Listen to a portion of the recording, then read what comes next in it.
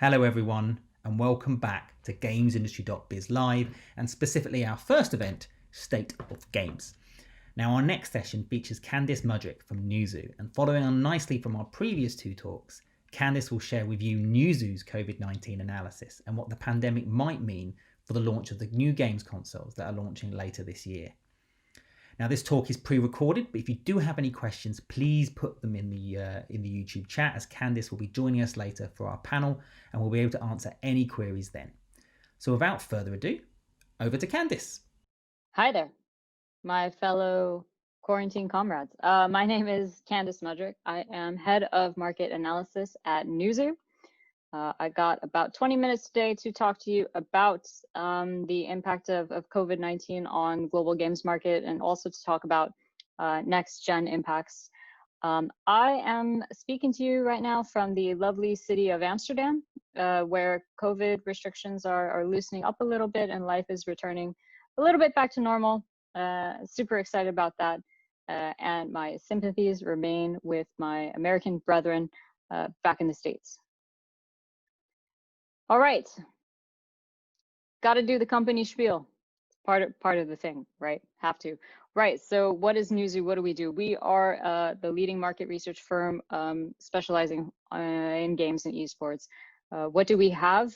We have a really cool platform which aims to provide a 360-degree view of the market by incorporating like a lot of different game sources about data in one place. We also have our landmark market reports that we're probably most famous for. But we also have consumer insights and consulting. So any of these things, please reach out to us. We would love to help you. We are also launching console engagement data. So we have a model for estimates of monthly active users for Xbox and PlayStation games. Brand new. Super cool. This has been a long time in the making. So again, please reach out if you're interested in learning more. Something we've also been working on recently is our partnership with Reddit.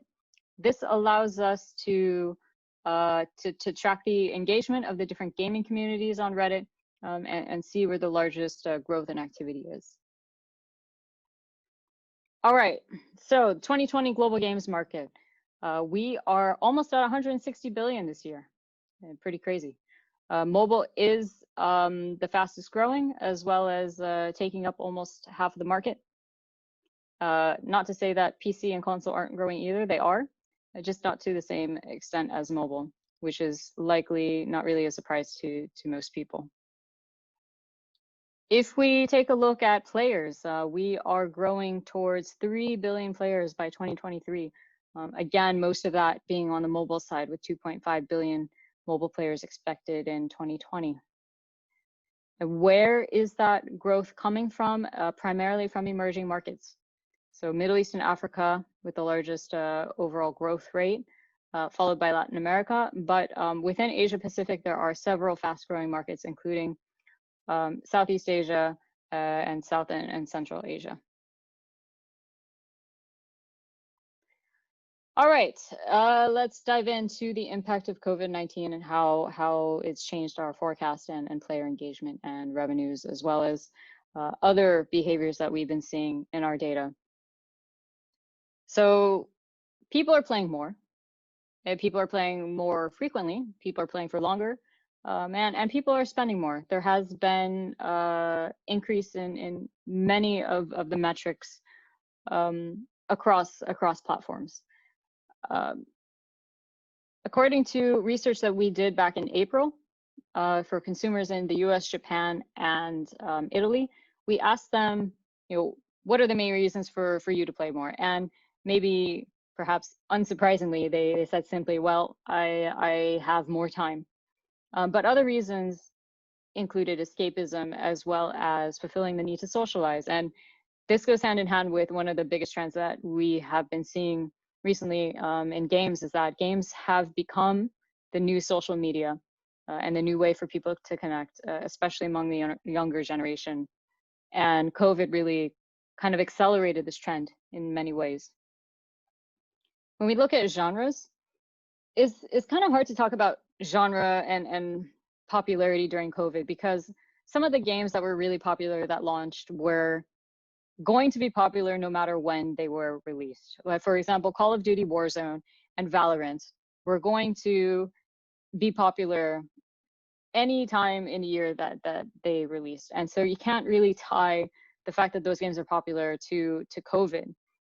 I think something that is a clear correlation is Animal Crossing. There were numerous instances of people simulating real life events in Animal Crossing, like, for example, having weddings or funerals or graduations in the absence of physical events. And I think while Animal Crossing was and is a popular franchise, it wouldn't have reached the same heights without COVID. When we're looking at play time on PC, what we see is that gamers are playing more or longer sessions, especially for games that require longer sessions, like Escape from Tarkov, for example.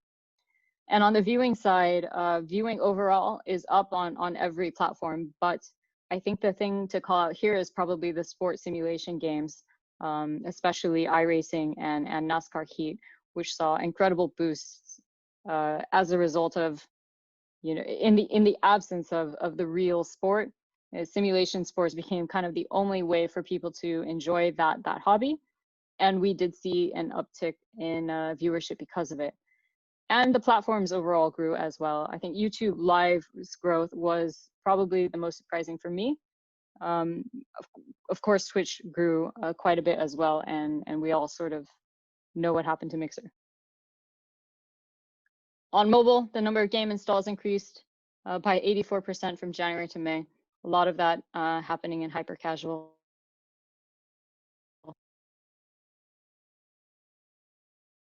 When we look at the impact of COVID-19 on global game revenues, what we see is that when we compare our forecast from January to our forecast in June, there was a $2 billion positive impact or positive increase to our games forecast. A lot of that going to the mobile games industry.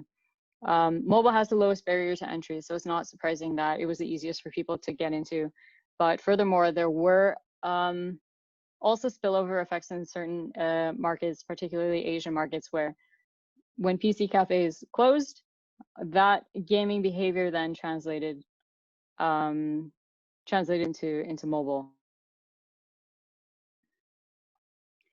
Console also saw growth in revenues and PC as well. However, there are some warning signs for console because there have been delays to highly anticipated games such as The Last of Us 2 and several other titles, and it's expected that there will continue to be more delays, either announced or not announced. This will therefore have an impact on the estimation for the next gen software in the coming year. On the PC side, the growth that we see is pretty much fully attributable to lockdown measures. The reason being is that PC is the most stable in that most of the games that are generating a lot of the revenue have been at the top for several years.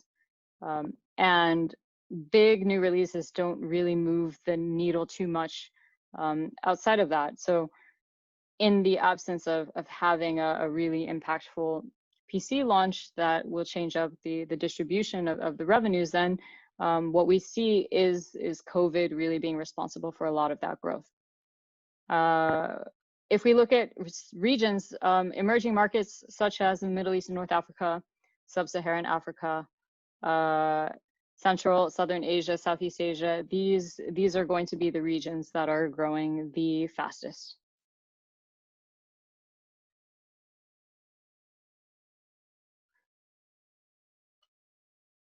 If we look at player numbers, it's a little bit more complex of a story than revenues. What turns somebody from a non-player to a player is not, in emerging markets, it's not that they suddenly have more free time, or it's not because of escapism. Primarily, what turns somebody from a non-gamer into a gamer is typically access. It's access to a device, it's access to a smartphone, it's access to internet. And because we saw a little bit of a slowdown in growth in online population, in the internet infrastructure. As a result of COVID, where things, the world kind of slowed down a little bit, that actually had a greater impact on new player growth than the amount of free time. The emerging markets, including Middle East and North Africa, Sub-Saharan Africa, India, Southeast Asia, Central Asia, they are going to be the markets that see a lot of new players coming into the market for the next 3 years. If we look at North America and Europe, the player forecasts are still higher for every segment. So there is still growth in other regions. It's just that the fastest growth is going to come from Middle East and Africa and other emerging markets. Okay, so how sticky is COVID-19 and the consumer behavior changes that we're seeing? So overall, what we see is that COVID has accelerated a lot of trends, but not necessarily changed them, and more on that later, especially when it comes to cloud. So if we look at what's going to be the most sticky, that's going to be console and PC. The reason why, there's multiple factors. One is the investment. It costs a lot of money to invest in new hardware or a new PC. And for that reason, people are more likely to stick with it once they've invested that amount of money. Secondly, for the PC side in particular, the importance of the home setup has now increased for several people. People are working from home more frequently, and that is likely going to be something that stays as a permanent effect. It's something that COVID sort of catalyzed, this idea that you can work remotely from anywhere for any company, and doesn't really matter where you're located. And so people are investing more in their home PC setups because they recognize and they understand that their home office is going to become, for many people, their office. And when you are investing a lot in your PC, then a lot of people that are also gamers will begin to play more PC games as well on their higher end machines. On the other hand, for mobile, what we see is that mobile has a low barrier to entry and therefore also a low barrier to exit. So when other hobbies resume, and that's a really big when, because it could still be a year or more before things kind of go back to normal, then we do expect that there may be sort of a bounce back, and that once people are able to go back to their normal hobbies, then they will quit the things that they've picked up in the meantime, including mobile games, or not quit entirely, but play less.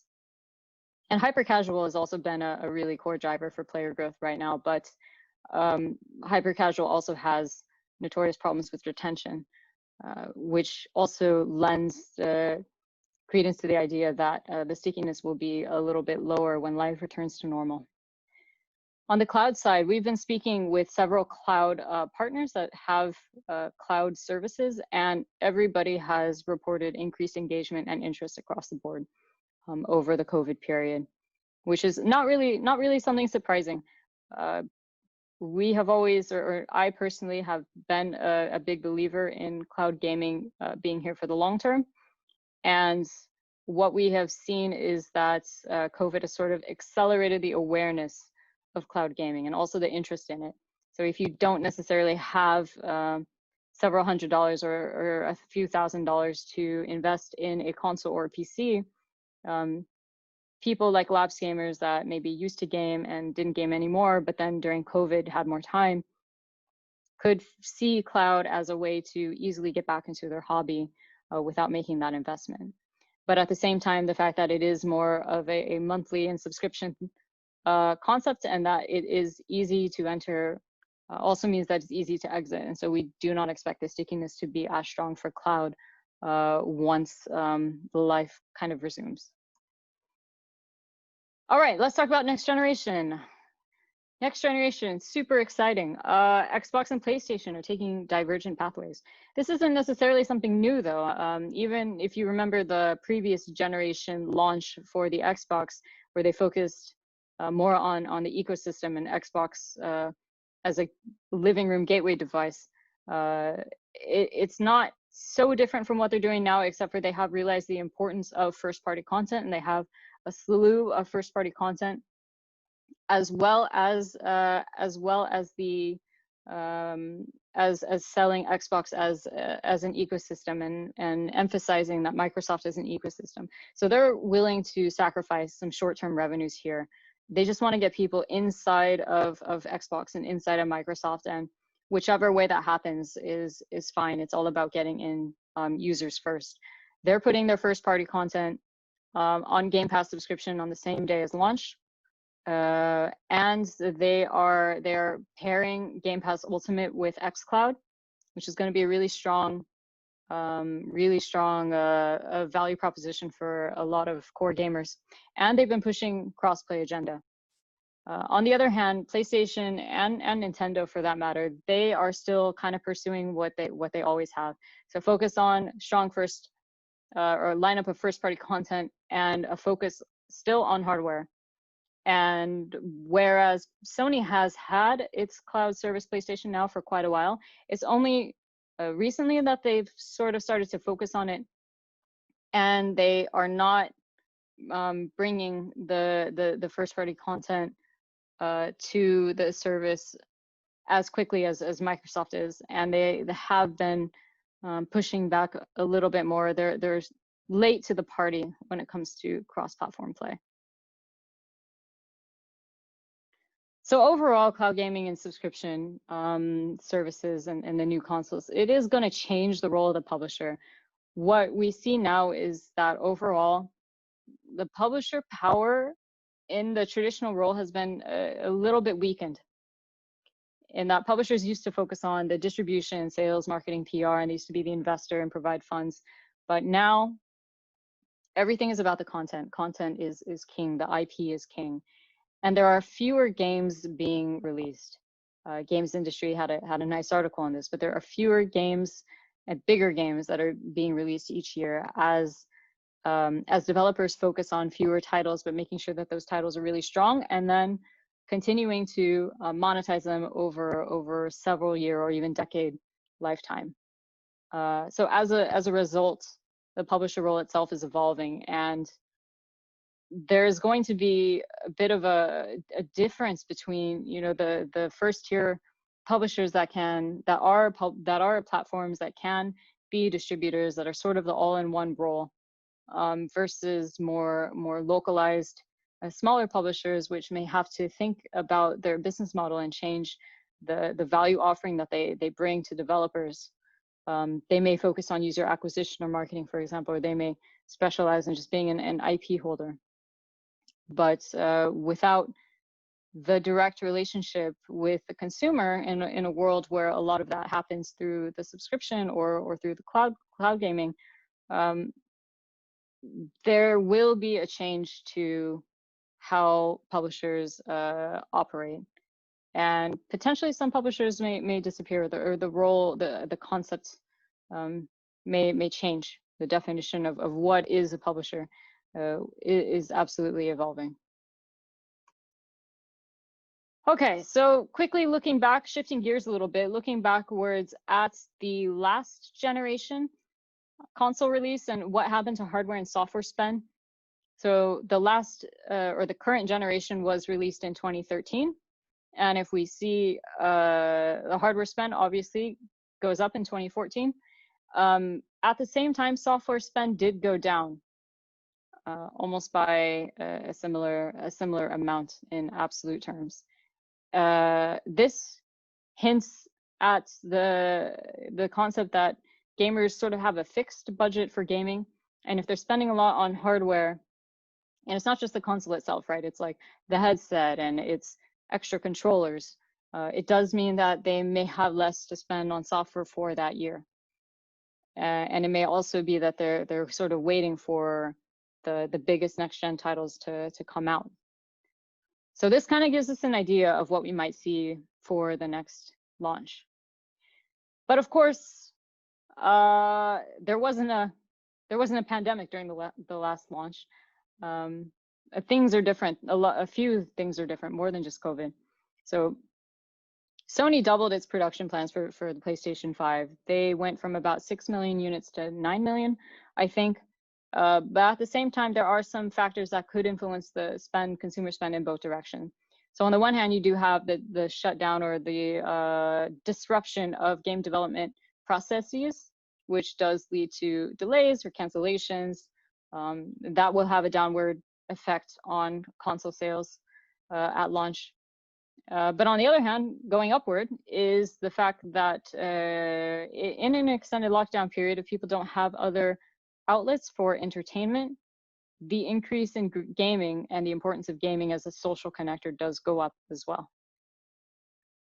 But if there is a recession, if people are continuing to be out of work and they don't have a revenue stream for an extended period of time, then there will be a limit on the number of people that can afford an expensive new console. And they may choose to game, but they may choose lower cost avenues for gaming. But then gaming can also be, you know, a downgrade in lieu of or in light of other more expensive hobbies such as traveling, for example, and that could lead to increase in console software spend.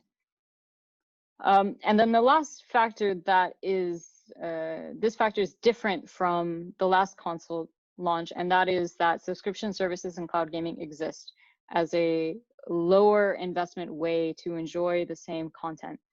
So faced with, let's say, a more squeezed consumer budget, as if people don't have savings, or if people don't have a job for an extended period of time, but they still want to enjoy the content that they love, then they may look more closely at subscription services and cloud gaming as a way to enjoy that content, but without the high upfront hardware investment.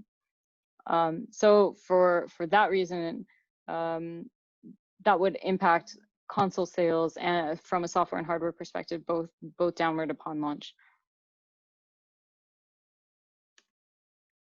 And I think I'm at the end. All right. Thank you very much. Thank you for the invite, Games Industry.